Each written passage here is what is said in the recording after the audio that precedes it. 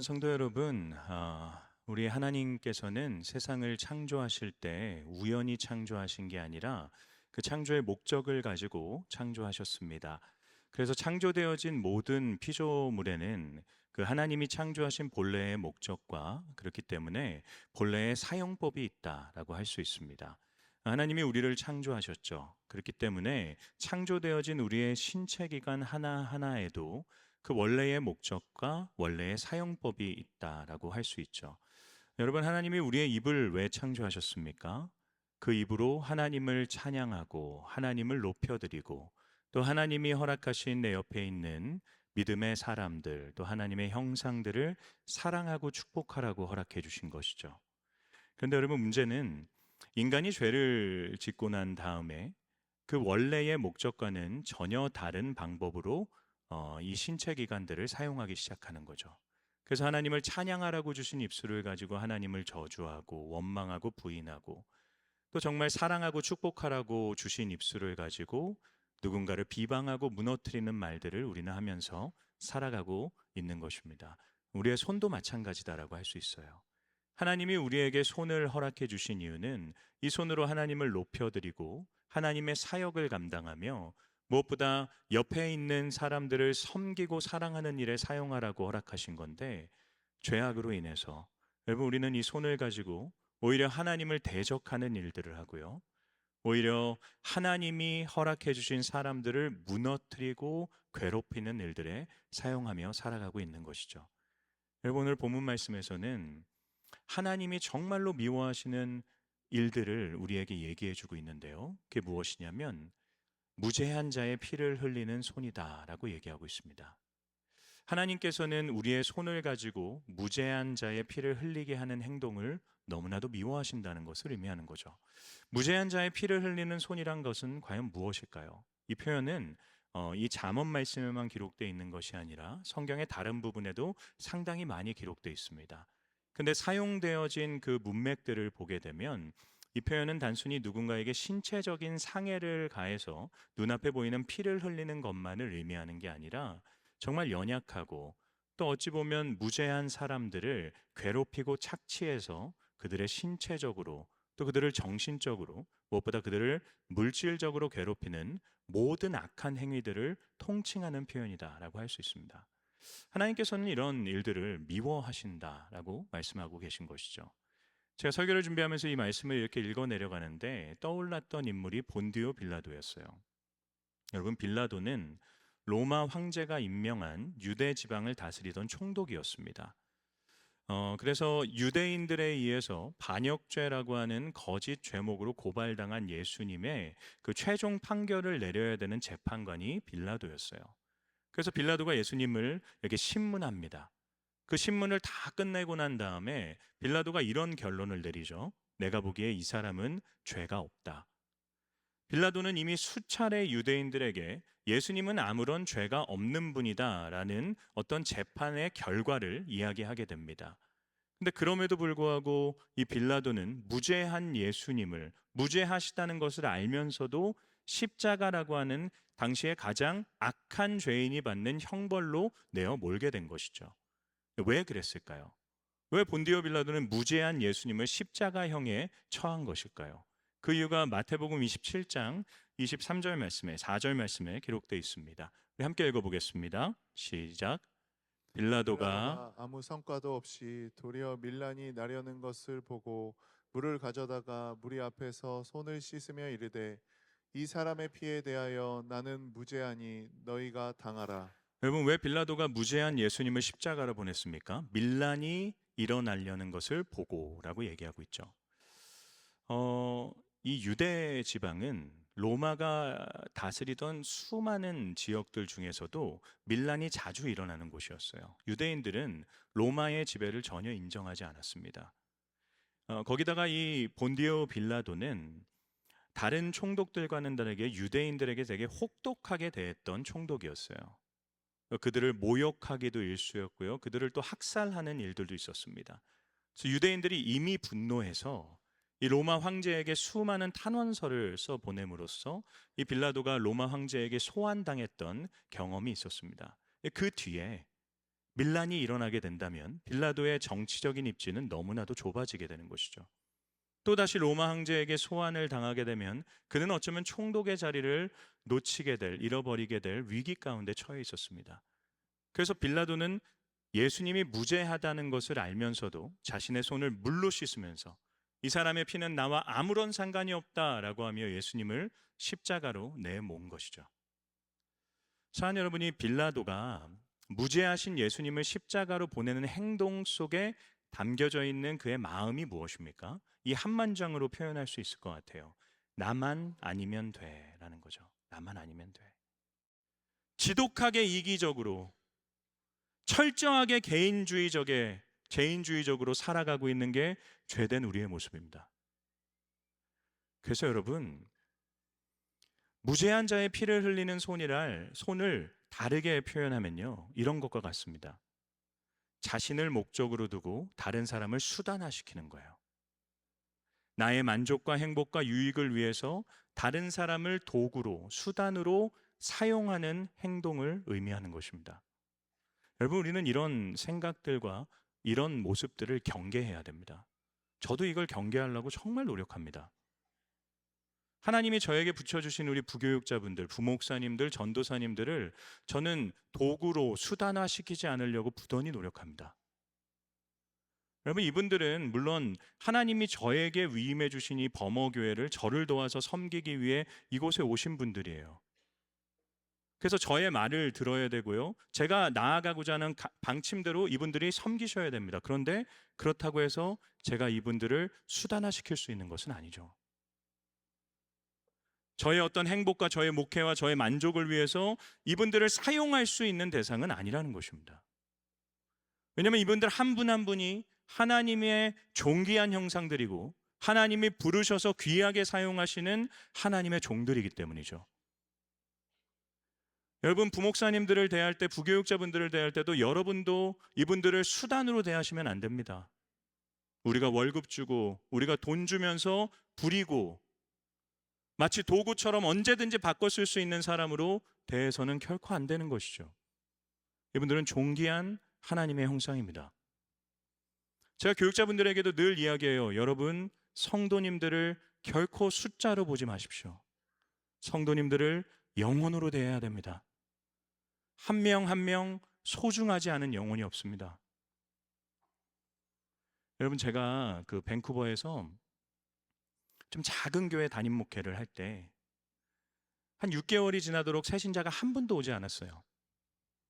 저희 성도님들을 맞이하기 위해서 그 동네가 이렇게 새신자가 올 수 있는 동네가 아니었는데 그 계단을 이렇게 높이 올라가서 예배당 문으로 들어오는 구조였는데 6개월 정도가 지난 후에 전혀 알지 못하는 우리 교회랑 한 번도 보지 못한 어떤 여성분이 이렇게 걸어 올라오는 거예요. 그런데 그 나이가 좀 있으신 한 60대 정도 되는 성도님이었는데 그분이 올라오시는 모습이 슬로우 모션처럼 보였어요. 이렇게 계단을 이렇게 올라오시는 것 같더라고요.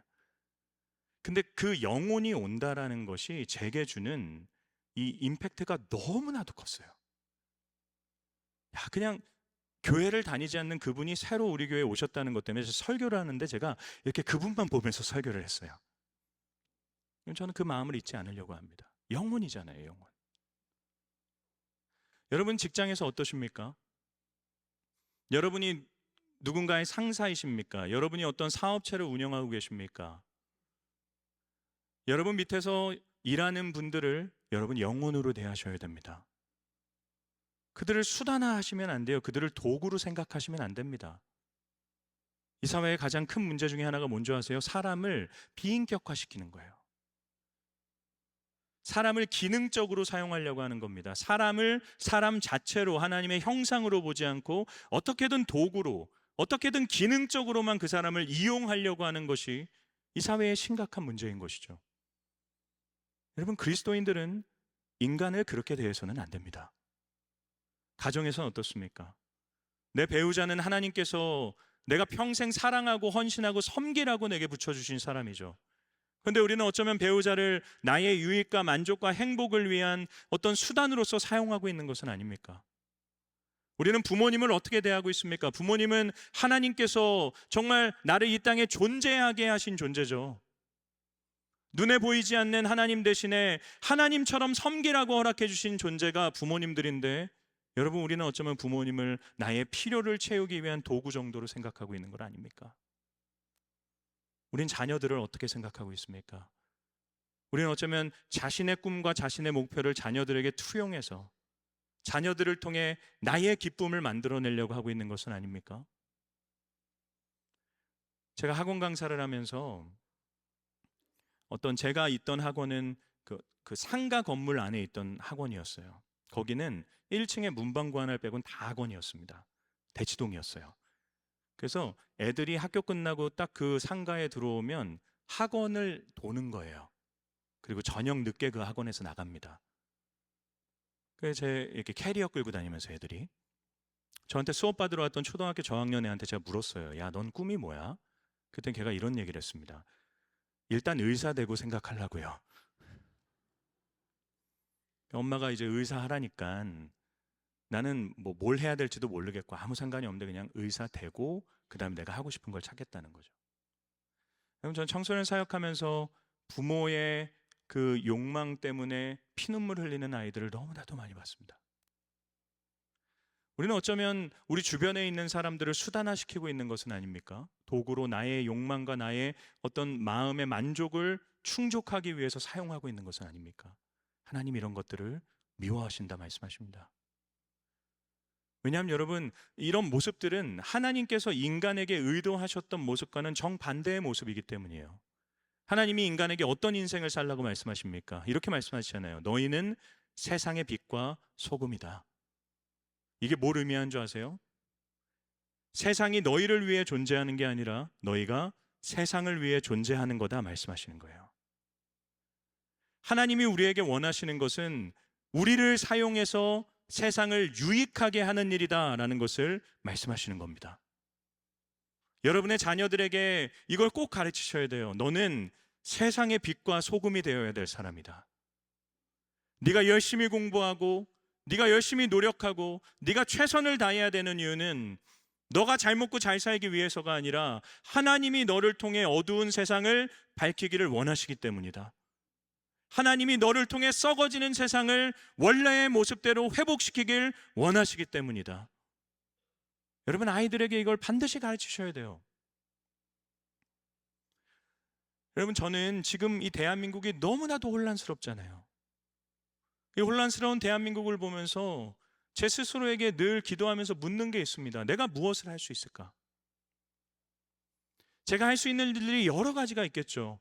근데 어쩌면 제가 해야 되는 많은 일들 가운데서 가장 중요한 일은, 여러분, 저는요, 어떻게 대한민국이 바로 갈 수 있겠느냐라는 그 질문 앞에서 제가 늘 떠오르는 한 가지의 대답이 있어요. 그게 뭐냐면 정치, 사회, 경제, 문화 모든 대한민국의 영역 곳곳에 결정을 내릴 수 있는 그 자리에 그리스도인들이 세워져야 된다고 생각해요. 그냥 교회 왔다 갔다 하는 사람들 말고 정말 예수님을 믿고 정말 예수님을 자신의 주인으로 고백하며 기독교 세계관을 가지고 이 세상에 썩어지는 문제에 관심을 가지고 있는 하나님의 마음을 가지고 있는 그 사람들이 그 자리에 많아야 된다라고 생각합니다. 그럴 때 여러분, 이 사회가 정말 그 사람들에 의해서 하나님이 세우신 그 권위를 갖고 있는 사람들에 의해서 바른 방향으로 나아갈 수 있는 것 아닙니까? 그래서 저는 지역교회의 한 교회를 섬기는 목사로서 제가 해야 되는 가장 중요한 역할은 우리 교회를 다니는 어린 영혼들을 정말 주님 안에서 바르게 교육시키고 양육시키고 훈련시키는 일이다라고 믿습니다. 저는 제가 늘 기도해요. 하나님, 우리 범어교회에서 신앙생활하는 아이들이 예수님 잘 믿게 해주시고 우리 아이들이 세상에 썩어가는 것들을 회복시키며 어두운 부분을 밝히는 빛이 되게 하여 주시고 이 아이들을 통해 대한민국이 주님이 기뻐하시는 일들이 펼쳐지게 해 주시옵소서. 여러분, 이 일을 위해서 함께 기도하셔야 됩니다. 기억하셔야 돼요. 세상이 우리를 위해 존재하는 게 아니에요. 우리가 세상을 위해 존재해야 되는 것입니다. 그래서 무죄한 자의 피를 흘리는 손이라는 이 본문을 대하면서 우리가 할 수 있는 가장 적극적인 실천이 뭘까? 그냥 소극적으로 내가 누군가에게 손해주지 않겠다 이렇게 사는 게 아니라 내가 가장 적극적으로 할 수 있는, 이 말씀을 실천할 수 있는 방법은 뭘까 했을 때 제게 이런 문장이 떠오르더라고요. 누군가의 손에 피를 흘리게 하는 게 아니라 피를 흘리는 자를 잡아주는 손이 되어야겠구나. 피를 흘리게 하는 손으로 사는 것이 아니라 피를 흘리는 자의 손을 잡아주는 인생이 되어야 되는 것이죠. 여러분, 예수님이 이렇게 살지 않으셨습니까? 이 땅에 오셔서 그분은 누구에게 나아가십니까? 피를 흘리는 자에게 나아가세요. 가슴을 치며 원통해하며 괴로워하고 눈물을 흘리며 자신의 인생에 찾아온 어려움들과 절망 가운데 누구도 도와주지 않고 누구도 해결해 줄 수 없는 문제 앞에 있는 자들을 찾아가세요. 그들의 손을 잡아주시고 그들을 위로하시고 그들의 문제를 해결해 주십니다.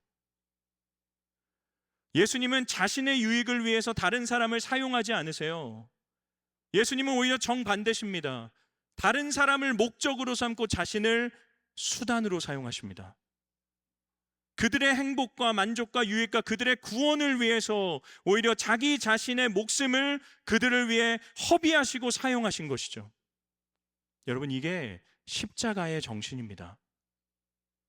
십자가의 정신이란 희생을 기반으로 하고 있어요. 세상 모든 사람들은 자기를 위해 세상과 다른 사람을 사용하지만 십자가의 정신으로 살아간다는 것은 다른 사람을 위해 나를 희생하고 허비하는 인생을 살아간다는 것을 의미하는 것입니다.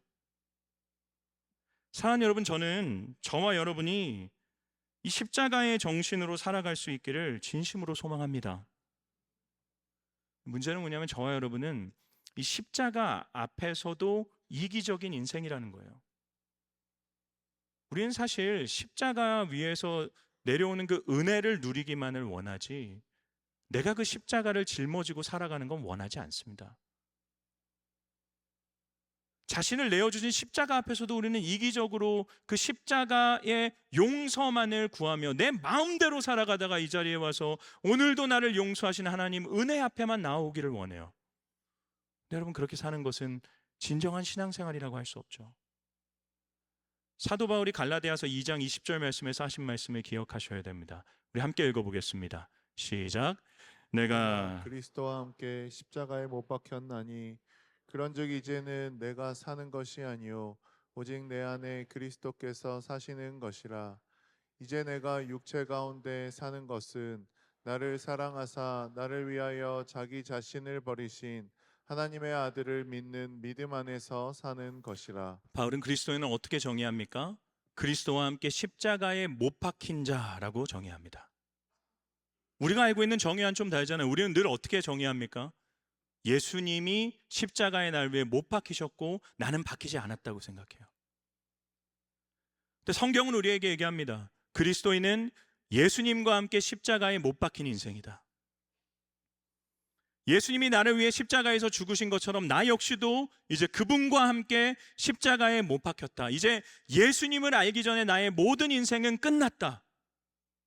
이제 나는 예수님을 아는 자로서 이제 내가 육체 가운데 살아가는 이유는 나를 위하여 자기 자신을 버리신 하나님의 아들을 믿는 믿음 안에서 사는 것이다. 이전의 내 인생과 예수를 알고 난 나 후에 내 인생은 같을 수가 없는 것이 이전에 내 인생은 이미 십자가 위에서 못 박은 인생이기 때문입니다. 여러분, 이 자기 부인, 나는 이제 그리스도와 함께하는 인생을 살겠다. 난 이제 하나님이 기뻐하시는 인생을 살겠다. 난 이제 좀 나를 사용해서 그 십자가에 달리신 예수님의 뒤를 쫓아서 누군가를 유익하게 하는 인생을 살아가겠다. 그걸 고백하며 그분의 뒤를 따라가는 것이 신앙생활이라는 것이죠. 그래서 여러분, 예수님을 믿게 되면요, 우리 사랑의 범위가 넓어지게 됩니다. 예수님을 믿은 자들의 특징이에요. 예수님을 믿기 전까지는 내가 사랑했던 대상은 나의 가정이었어요. 그 사랑의 범위를 벗어나지 못했습니다. 우리 가족이 제일 중요했어요. 내 자녀가 제일 중요했어요. 그래서 내 가정이라는 이 존재를 벗어나지 못하고 이거 위해서 내가 세상의 모든 거 다 포기하고 세상의 모든 거 다 신경 끄고 살았습니다. 그런데 예수님을 믿게 되면 주변에 사람들이 보이기 시작해요. 연약한 자가 보이기 시작합니다. 가슴 치는 자가 보이기 시작합니다. 외로워하는 자가 보이기 시작해요. 세상의 문제와 아픔들이 보이기 시작합니다. 왜 그렇습니까? 십자가를 들고 그 골고다 언덕을 걸어가신 예수님의 마음을 느끼게 되기 때문이에요. 하나님이 세상을 바라보시며 마음 아파하시겠구나라는 걸 깨닫게 되고, 그 하나님의 마음 때문에 괴로워하고 누군가를 사랑하는 자리로 나아가게 되는 것이죠. 이처럼 우리가 예수님의 뒤를 쫓을 때 비로소 그런 우리의 삶을 통해서 십자가의 복음이 드러나게 되는 것입니다. 지난주 오후 예배 때 청년부를 담당하는 김수현 목사님이 설교를 해주셨는데 제가 너무 큰 은혜를 받았어요. 그분이 이런 표현을 하셨습니다. 우리 모두는 다 질그릇과 같은 인생인데, 그 질그릇과 같은 인생들의 가장 보배로우신 예수 그리스도의 복음이 담겨져 있다라고 해요. 그러면서 이런 표현을 하시더라고요. 근데 우리 모두는 깨어지기를 너무 싫어한다는 거예요. 근데 우리가 깨어져야지만 깨어진 우리를 통해서 그 보배로우신 예수 그리스도의 복음이 드러난다라는 것이죠. 여러분, 우리는 너무 깨어지기를 싫어하고 있지 않습니까? 희생하고 내 것을 내어주고 내 시간과 내 노력과 내 물질을 사용해서 누군가의 유익을 만들어내는 일, 우리 너무 인색하고 있지 않습니까? 근데 우리가 그렇게 스스로를 깨트릴 때 비로소 우리 안에 복음이 흘러가게 되는 것입니다. 예수 그리스도의 십자가의 본질이 그렇게 자신을 사용하고 허비하신 거기 때문에 우리가 그럴 때 우리의 삶을 통해 그리스도의 십자가가 드러나는 것이죠. 쉽지 않습니다. 두려움이 있죠. 내 가족 건사하기도 쉽지 않고, 내 인생 살아가기도 만만치 않고, 특별히 이 어려운 세상 버티면서 지나가고 있는 성도님들께 이런 설교를 해야 된다는 것이 참 죄송했어요. 저도 그렇습니다. 저도 제 인생 혼자 건사하는 게 힘들어요. 하나님이 많은 분들을 맡겨주셨는데 때로는 이 감당할 수 없을 때가 너무나도 많아요. 근데 그런 순간에 이번 한 주 말씀을 묵상하는데 하나님이 저에게 하나님과 모세가 나눴던 대화를 떠올리게 해주셨어요. 여러분, 모세가 이스라엘 백성들을 이끌고 가나안 땅으로 이렇게 나아가는데 광야를 지나갑니다. 근데 그 광야를 지나가는 그 순간 가운데 이스라엘 백성들이 너무 불만이 많아요. 만나를 하나님이 허락해 주셨는데 이제는 만나를 먹더니 고기를 먹고 싶다고 화를 내는 거예요. 고기를 주지 않으면 돌아가겠다고 합니다. 모세를 죽이려고 해요. 그래서 모세가 너무 마음이 속상하고 힘들어서 하나님께 뭐라고 고백하냐면, 하나님, 차라리 내 생명을 거두어 주세요. 뭐 이들을 내가 낳았습니까? 이들이 나랑 무슨 상관입니까? 내 생명을 차라리 거두어 주세요. 모세는 그 많은 사람들이 이끌어가고 내 인생을 건사하는 것도 힘들다는 것이죠. 하나님이 이런 말씀을 하세요. 내가 고기를 줄게. 그러니까 모세가 이런 얘기를 합니다. 하나님, 나와 함께하고 있는 사람이 장정만 60만 명인데 어떻게 이들에게 사막에서 고기를 주실 수 있습니까? 그때 하나님이 모세에게 이런 말씀을 하세요. 민수기 11장 23절 말씀입니다. 함께 읽어보겠습니다. 시작. 여호와께서 모세에게 이르시되 여호와의 손이 짧으냐 내가 이제 내 말이 내게 응하는 여부를 보리라. 여러분, 여호와의 말이 손이 짧으냐 말씀하세요. 여호와의 손이 짧으냐. 이 한 문장이 제 마음에 깊이 있게 다가왔어요. 하나님 뭘 말씀하시는 겁니까? 네가 나의 뜻대로 사명대로 나아가는 길인데 내가 너의 인생을 붙들지 않겠느냐? 나 여호와가 너의 인생을 붙들고 이끌어갈 능력이 없겠느냐? 여러분, 여호와 하나님의 손은 짧지 않으십니다. 그분의 손은 능력의 손이십니다. 여러분, 우리가 하나님의 뜻대로 십자가의 복음의 능력대로 살아가는 거 두렵습니다. 그런데 우리가 사실 두려움 가운데 포기해야 하기 때문인 것이지, 우리가 한 발 내디딜 때 하나님이 우리의 인생을 책임지십니다. 하나님을 신뢰하십시오. 그리고 여러분, 한 주간 살아가며 여러분이 만나는 수많은 사람들 앞에서 그들을 사용하는 인생이 아니라 그들을 위해 자신을 사용하는 인생으로 나아가십시오.